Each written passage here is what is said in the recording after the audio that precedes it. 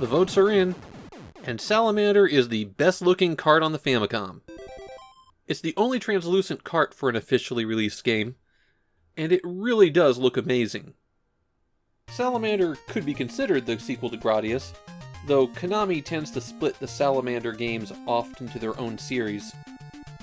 It's the first time we've seen Konami assemble a title out of random kanji when they just wanted a foreign word. They'll do that a few more times. The characters in Salamander's title mean Sand God's beautiful snake. Yeah, I couldn't find any interpretation of the second character that made sense. In the US, the title was changed to Life Force, which honestly isn't half bad for random foreign title changes. I actually think I like it better than Salamander, since this game doesn't really have anything to do with salamanders, amphibians, or mythological. Naturally, Salamander started out as an arcade game, and Konami took their time porting it. Salamander had been in the arcades for well over a year at this point. The story is that there's a new set of invaders coming for a planet, and the prince of that world flies off in the Lord British to recruit Vic Viper so that the two of them can team up and take out the invading forces. That was the big feature of Salamander. It's a two-player simultaneous game, even on the Famicom. The first player flies the Vic Viper, the second player flies the Lord British, which takes its name from game developer Richard Garriott's pseudonym. Strangely enough, we're going to see Garriott's work in about 3 episodes' time. The gameplay in Salamander is very similar to Gradius, with one major exception. When you shoot down certain enemies or formations of them, they leave behind a power-up capsule. Those capsules advance your ship's power-up meter, and you can press A to activate one of them. From left to right, there's speed up. You can do this multiple times to find your sweet spot between control and speed. Personally, I go with twice, but I could definitely see some players going for more. Next up are missiles that fly up and down from your craft and then track along the ground.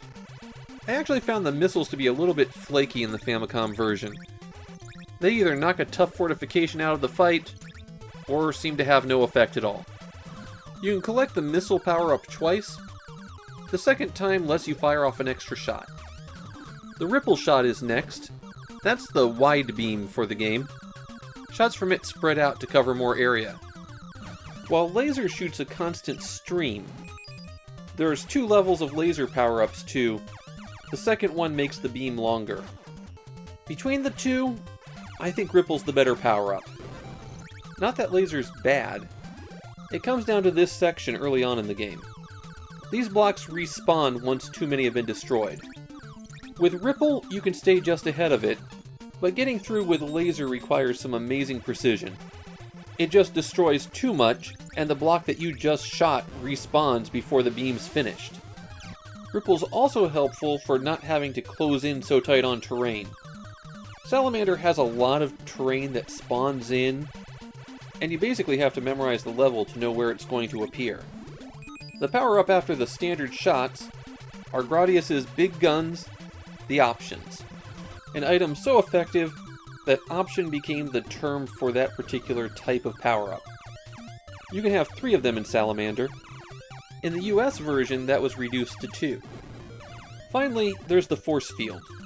It's great for absorbing shots, but it can only absorb shots. If enemy ships run into you, or you run into terrain, it's not effective. Salamander has the big problem of the Gradius series. Fully powered up, you can destroy anything. Get hit, you lose everything, and it's almost impossible to build up again.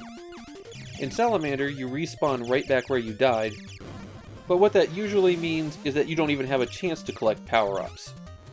You might be asking, well, why don't you use the 30 life code and just breeze through the game? Well, that code was added for the US version. Right from the first stage, you can see the game's distinct visual style. The giant biological-looking structures wind up becoming a mainstay of Famicom design. The first stage starts you in an alien organism. You'll fly through these tunnels that grow out to meet you. Have to make your way past these gnashing fangs. Then shoot through these walls of blood vessels. After that, you reach the segment where the walls regrow after you shoot them out. The best strategy there is to just stay as far forward as you can. That brings you to the Stage 1 boss. This giant grasping brain that you have to dodge for a bit until its eye opens. It's actually not that tough to beat, as long as you can get around it the first time. The second stage has you flying vertically through a cavern. That's a new feature Salamander had, and I think it's what Konami considers the difference between the Salamander and Gradius series. Gradius is always horizontal, Salamander adds in some vertical. The major feature of this stage are the volcanoes that spew out rocks. You can actually cap the volcanoes here by shooting at the tips for a bit. When you get toward the end, there will be walls that you have to shoot your way through, and then you'll fight a mini-boss. These 3 cores that you have to destroy. You can take out the shields in front of them before the cores spawn, though. Finally, we reach the boss, this pinwheel. I also found this boss to be pretty easy. Just sit back and shoot forward while you can, and move around it when necessary. It's slow enough that you won't have any trouble dodging. That brings us to the fiery third stage, where fireballs pop out of the ground, and some enemies just turn into fireballs when you shoot them and fly straight at you. You'll also have to deal with flame jets and this dragon. And this is as far as I got. Salamander's a pretty tough game. You will need to memorize the stages to make any kind of progress. You can continue 3 times when you get a game over. That puts you back at the start of the stage, so at least you have a chance to build up a little bit of power. But you can lose everything in an instant in Salamander. Well, everything except 1 capsule, assuming you were holding any when you died. There are 6 stages total in Salamander, always alternating between horizontal and vertical scrolling. You will have to practice and be extremely good to complete this one. Okay, we have to talk about the elephant in the room. There's a lot going on in Salamander, and to deal with it, Konami used 2 tactics. A whole lot of flicker, and a whole lot of slowdown. The flicker can be especially bad when your own ship vanishes. The slowdown I can deal with. It's annoying, but I can manage. That flickering is the price of the intense action in Salamander. In Japan, Salamander's known for a few odd things. The biggest is that there was a delay in the release, and so Konami put out a commercial to announce the delay of the game.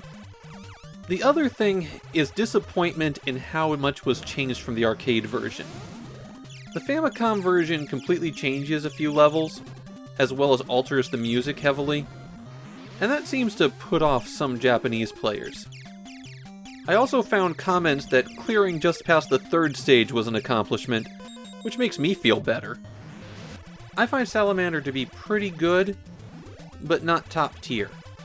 We're actually going to get 2 more games spawned out of this series before the Famicom is done, and the next one is actually my favorite of them. But that doesn't mean Salamander isn't worth it. At the very least, you get the cool cartridge.